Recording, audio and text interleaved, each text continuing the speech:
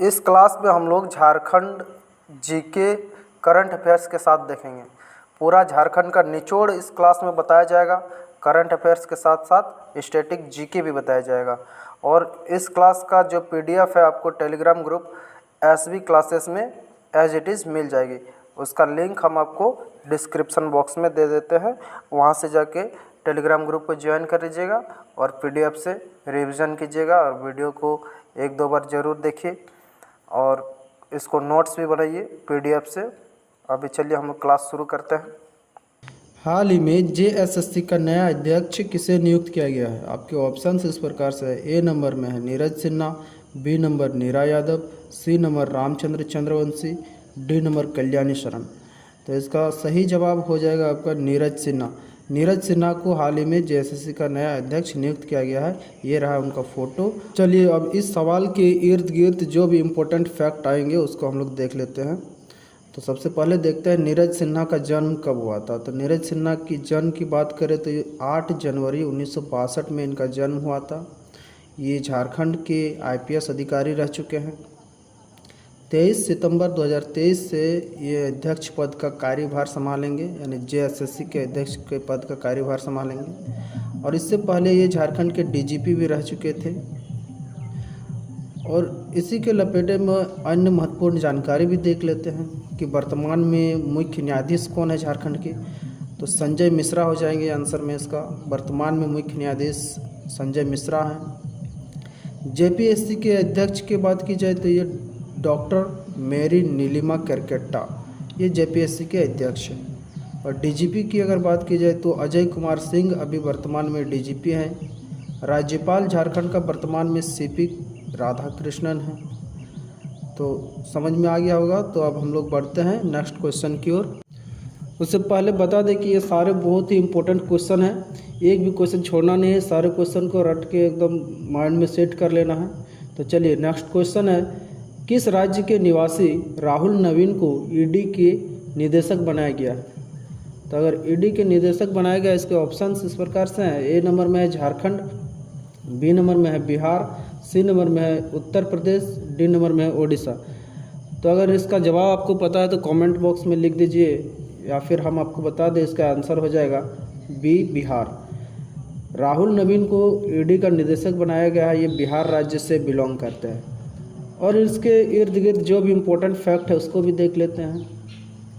राहुल नवीन जो है भारतीय राजस्व विभाग के अधिकारी हैं। और ईडी के फुल फॉर्म की अगर बात की जाए तो ईडी का फुल फॉर्म होता है एनफोर्समेंट डायरेक्टरेट। और बिहार और बंगाल कब अलग हुए थे एक दूसरे से? तो 1912 में बिहार से बंगाल को अलग किया गया था। झारखंड को बिहार से अलग किया गया था, ये तो सबको पता ही होगा। नहीं पता है तो आप लोग देख लीजिए 15 नवंबर 2000 को। और बिहार से उड़ीसा को कब अलग किया गया था? तो इसका आंसर हो जाएगा 1936 को। 1936 में बिहार को उड़ीसा से अलग किया गया था। तो ये क्वेश्चन भी हम लोग देख लिए। अब बढ़ते हैं तीसरे क्वेश्चन की ओर। तो तीसरा क्वेश्चन है, डीवीसी द्वारा किस जिले में राज्य का पहला सोलर प्लांट का उद्घाटन किया गया? ये बहुत ही इम्पोर्टेंट क्वेश्चन है, क्योंकि अभी सोलर प्लांट, सोलर ऊर्जा के बारे में हमारा देश आगे बढ़ रहा है। तो इस हिसाब से ये क्वेश्चन बहुत ही इम्पोर्टेंट हो जाता है। तो इसको आप लोग एकदम रट लीजिए एकदम बिल्कुल। डीवीसी द्वारा किस जिले में राज्य का पहला सोलर प्लांट का उद्घाटन किया गया? आपके ऑप्शंस इस प्रकार से है। ए नंबर में Ranchi, B number Bokaro, C number Dhanbad, D number Koderma. तो चलिए इसका आंसर अगर पता है तो कमेंट बॉक्स में लिख दीजिए, या फिर हम आपको बता दें कि इसका आंसर हो जाएगा कोडरमा। डीवीसी द्वारा कोडरमा में झारखंड का पहला सोलर प्लांट का उद्घाटन किया गया। और इसके इर्द गिर्द इम्पोर्टेंट फैक्ट आ जाएंगे कि इस प्लांट से 10 मेगावाट बिजली उत्पादन किया जाएगा। और इसका निर्माण 70 करोड़ की लागत से 50 एकड़ भूमि पर किया जाएगा। कितना एकड़ भूमि पर? 50 एकड़ भूमि पर, लागत 70 करोड़, और इसमें 10 मेगावाट बिजली उत्पादन किया जाएगा। अब इसके लपेटे में अन्य महत्वपूर्ण जानकारी क्या क्या है उसको भी देख लेते हैं। तो कुछ जानकारियाँ देखिए इस प्रकार से कि कोडरमा जिले का स्थापना कब हुआ था? तो कोडरमा जिले की स्थापना 1944 में हुआ था। कोडरमा जिले का स्थापना 1944 में हुआ था। गौतम बुद्ध अभयारण्य कहाँ पर स्थित है? तो इसका भी जवाब हो जाएगा कोडरमा। लेकिन लुगुबुरु पहाड़ की अगर बात की जाए तो लुगुबुरु पहाड़ बोकारो में स्थित है। झारखंड में कुल नगर निगम की बात की जाए तो 9 है। झारखंड में कुल नगर निगम कितना है? 9 है। और डीवीसी का मुख्यालय कहाँ पर है? ये कोलकाता में। ये झारखंड में नहीं है, ये वेस्ट बंगाल के कोलकाता में है। तो इसको आप लोग थोड़ा ध्यान से याद रखिएगा, क्योंकि डीवीसी का मुख्यालय जो है कोलकाता में है, झारखंड में ना होकर के। तो चलिए अब आगे बढ़ते हैं अगले क्वेश्चन की ओर। अगला क्वेश्चन है, हाल ही में राज्य के किस जिले में मुख्यमंत्री ग्राम गाड़ी योजना शुरू किया गया? तो ये भी काफ़ी इम्पोर्टेंट क्वेश्चन है। तो इसके ऑप्शंस क्या क्या है देख लेते हैं। ए नंबर में है देवघर, बी नंबर में है रांची, सी नंबर में है दुमका, डी नंबर में जमशेदपुर। तो आपको बताना है किस राज्य में किस जिले में मुख्यमंत्री ग्राम गाड़ी योजना शुरू किया गया। तो इसका आंसर हो जाएगा ए देवघर। देवघर में मुख्यमंत्री ग्राम गाड़ी योजना की शुरुआत किया गया। इस योजना के इर्द गिर्द कुछ इम्पोर्टेंट फैक्ट जान लेते हैं। इस योजना के तहत देवघर के 140 पंचायतों में रोजाना बस चलाया जाएगा। कितने पंचायत में? 140 पंचायत में। और बस में कितने लोग बैठ सकते हैं? तो ये बस 22 से 24 सीटर बस हो गई। अब इसके लपेटे में महत्वपूर्ण जानकारियाँ भी देख लेते हैं। सबसे पहले आता है कि देवघर मंदिर का निर्माण किसने करवाया था? तो देवघर मंदिर का निर्माण गिद्धौर नरेश पूरनमल द्वारा करवाया गया था। मयूराक्षी नदी का उद्गम स्थल कहाँ से है? तो मयूराक्षी नदी का उद्गम स्थल हो जाएगा त्रिकुट पहाड़ी से। और त्रिकुट पहाड़ी कहाँ स्थित है? तो देवघर में ही स्थित है त्रिकुट पहाड़ी। फिर आ जाता है नौलक्खा मंदिर। नौलक्खा मंदिर कहाँ स्थित है? तो ये भी देवघर हो जाएगा। तपोवन पहाड़ की अगर बात की जाए तो तपोवन पहाड़ भी देवघर में है। देवघर में बहुत सारे मंदिर हैं, लेकिन कुछ इम्पोर्टेंट मंदिर जो है आपको याद रखना है। देवघर मंदिर, नौलक्खा मंदिर, तपोवन पहाड़, ये सब याद रखना है आपको। परीक्षा की दृष्टि से ये सब बहुत ही इम्पोर्टेंट है। और सबसे इम्पोर्टेंट अगर बात की जाए देवघर षड्यंत्र केस, ये बहुत ही रेयर सवाल है, इसको भी रट लीजिएगा। देवघर षड्यंत्र केस 1927 में हुआ था और इसमें बारिंद्र घोष के मकान पर छापा मारा गया था। चलिए अब आगे बढ़ते हैं दूसरे क्वेश्चन की ओर। आपका क्वेश्चन नंबर 5 है, हाल ही में भारत सरकार द्वारा झारखंड को एमएसएमई सेक्टर में कौन सा सर्टिफिकेट दिया गया? कौन सा सर्टिफिकेट दिया गया? तो ऑप्शन है गोल्ड, सिल्वर, ब्रॉन्ज या फिर ब्रास। तो झारखंड को एमएसएमई सेक्टर में पहली बार गोल्ड सर्टिफिकेट दिया गया। तो इसका आंसर सही हो जाएगा गोल्ड। और इसके इर्द गिर्द देखिए कुछ इम्पोर्टेंट फैक्ट्स है, इसको भी देख लेते हैं। भारत सरकार के द्वारा झारखंड को पहली बार एमएसएमई सेक्टर में जेड गोल्ड सर्टिफिकेट दिया गया। ये काफ़ी इम्पोर्टेंट सवाल है, तो इसको रट लीजिएगा, एकदम पूरा माइंड में सेट कर लीजिए कि भारत सरकार के द्वारा झारखंड को पहली बार एमएसएमई सेक्टर में जेड गोल्ड सर्टिफिकेट दिया गया।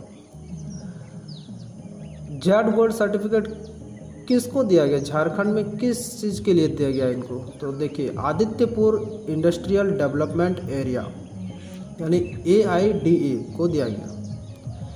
AIDA कहाँ पे स्थित है? तो ये सरायकेला में स्थित है। AIDA सरायकेला में स्थित है। और इसके लपेटे में अन्य महत्वपूर्ण जानकारियों भी देख लेते हैं हम लोग। HEC की अगर बात की जाए कि HEC की स्थापना कब हुई थी, तो HEC की स्थापना 1958 में रांची हटिया में हुआ था। अब झारखंड से जो विक्रम सिंह बिलोंग करते हैं, ये किस क्षेत्र से बिलोंग करते हैं? तो विक्रम सिंह छौंडरित से बिलोंग करते हैं और ये सरायकेला के रहने वाले हैं। कोयलकारो परियोजना की अगर बात की जाए तो कोयलकारो परियोजना कारो नदी पर स्थित अभी है, अभी प्रस्तावित है। हैदराबाद इंडस्ट्री देवघर में, नाम हैदराबाद है लेकिन स्थित देवघर में है। हैदराबाद इंडस्ट्री कहाँ स्थित है? देवघर में। ये सब थोड़ा कंफ्यूज करने वाले सवाल है, इसलिए सबको आप अच्छे से याद कर लीजिए। अब आगे बढ़ते हैं छठा नंबर क्वेश्चन में। छठा क्वेश्चन है, हाल ही में G20 के डेलीगेट्स के लिए झारखंड के किस स्थान पर स्वागत किया गया? इसके ऑप्शंस है ए नंबर में देवघर, बी नंबर में जमशेदपुर, सी नंबर में रांची, डी नंबर में पतरातू। तो इसका सही जवाब हो जाएगा G20 के डेलीगेट्स के लिए झारखंड को किस स्थान पर स्वागत किया गया? तो इसका सही जवाब हो जाएगा पतरातू। पतरातू में डेलीगेट्स के लिए झारखंड में स्वागत किया गया। अब चलिए इसके इर्द गिर्द जो भी इम्पोर्टेंट फैक्ट्स हैं उसको देख लेते हैं कि आखिर पतरातू में ही क्यों किया गया। तो देखिए, झारखंड के पतरातू लेक में विदेशी डेलीगेट्स का स्वागत किया गया और झारखंड के लोकगीत, संगीत तथा कला का प्रदर्शन किया गया। पतरातू रामगढ़ में स्थित है।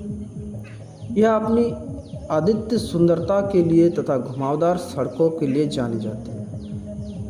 पतरातू बहुत ही एक सुंदर दृश्य वहाँ पर आपको देखने को मिलेगा। वहाँ की सड़कें काफ़ी घुमावदार है और ये घुमावदार सड़कें बहुत ही आकर्षक लगती है। तो इसलिए जो G20 के डेलीगेट्स हैं उनको पतरातू में स्वागत किया गया और इसमें झारखंड के लोकगीत, संगीत, कला आदि का प्रदर्शन भी किया गया। अब कुछ इम्पोर्टेंट फैक्ट और देख लेते हैं जो एग्ज़ाम की दृष्टि से काफ़ी इम्पोर्टेंट है।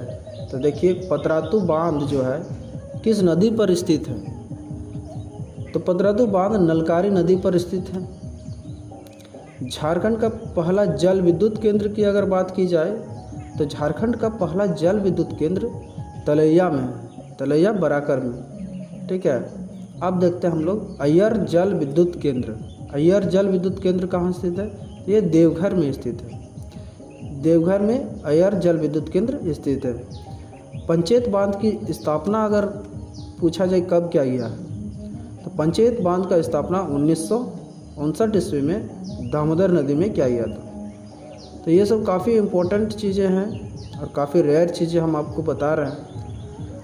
तो ये सब आप लोग बहुत ही अच्छे से याद कर लीजिएगा क्योंकि एग्ज़ाम अभी नज़दीक आने वाला है। अब चलिए देखते हैं अगला क्वेश्चन। सातवां क्वेश्चन क्या है? तो सातवां क्वेश्चन है, हाल ही में चक्रधरपुर रेल मंडल को मिला पहला वंदे भारत एक्सप्रेस, यह किस जिले में है?